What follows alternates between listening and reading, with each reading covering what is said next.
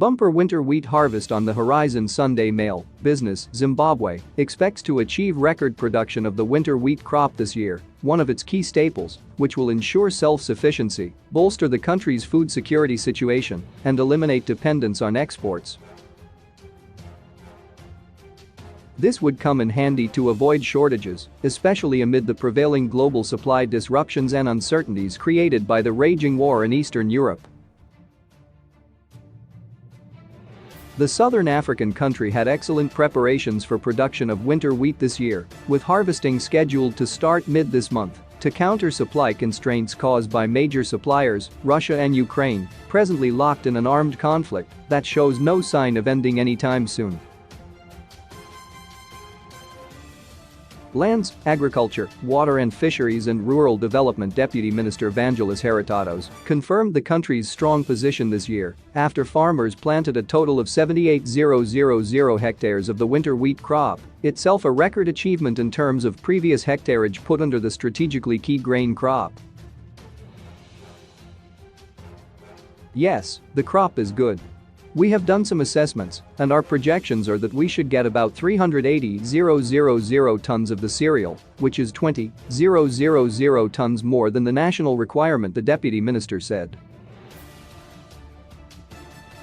The 78,000 hectares put under the winter wheat crop in 2022 compares well to the 66,000 hectares last year, and this is expected to ensure the country is self-sufficient, with a small surplus to national requirements expected to be realized for the first time since wheat farming started in Zimbabwe in 1966.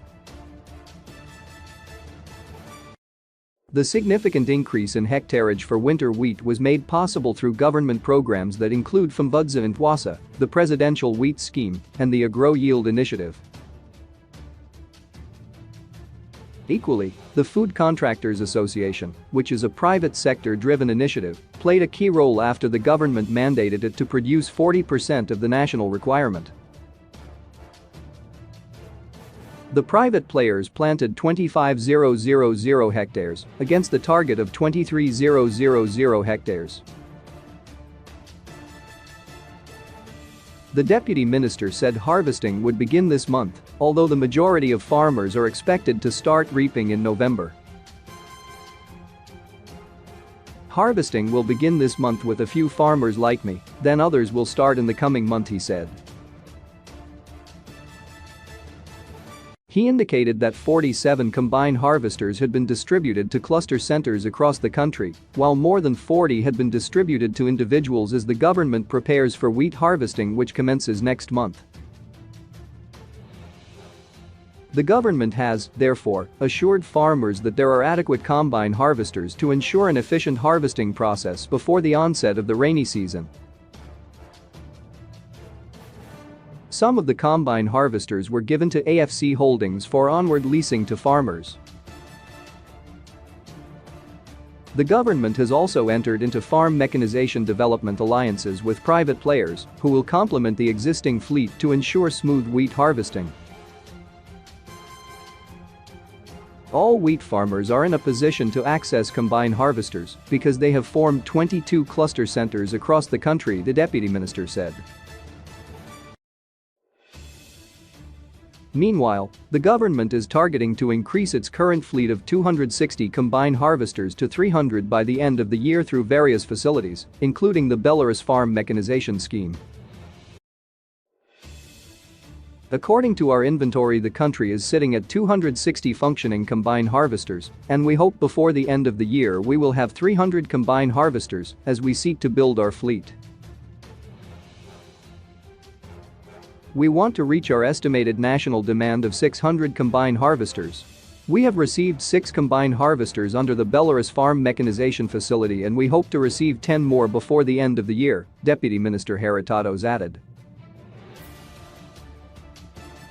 Takura Razvidzo, a Machiki-based farmer who has 750 hectares under the wheat crop this season, underscored the importance of investing in value addition mechanisms to derive maximum benefits from farm produce.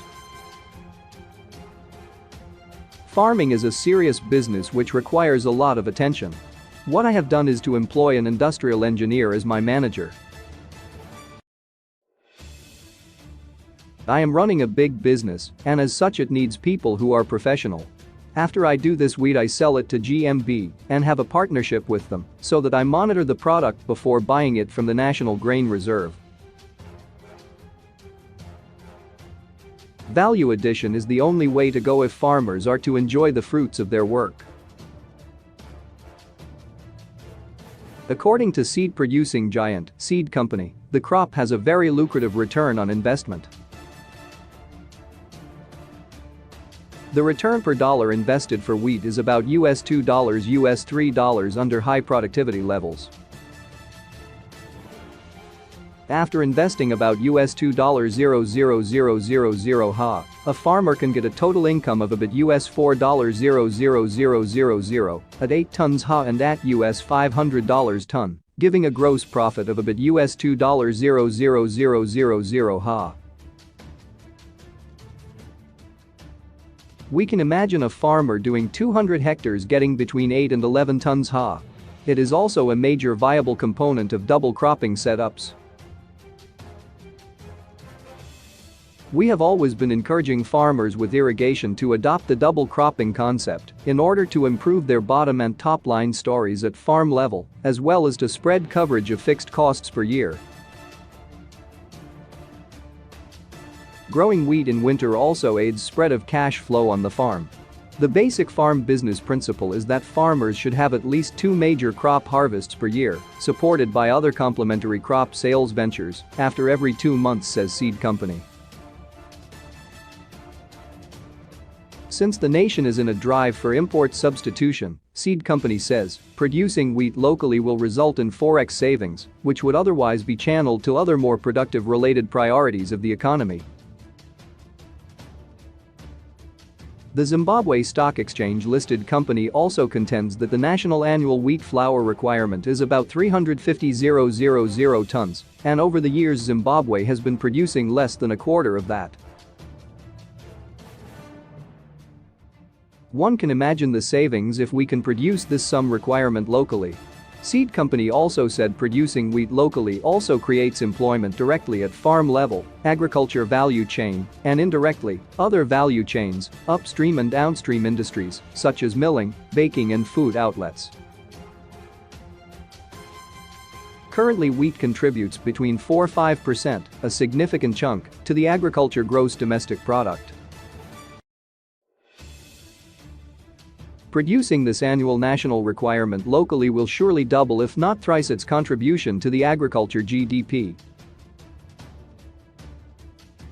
Ultimately we can also expect an increase in agriculture GDP contribution to the national GDP from the current range of 20–30% upwards, the company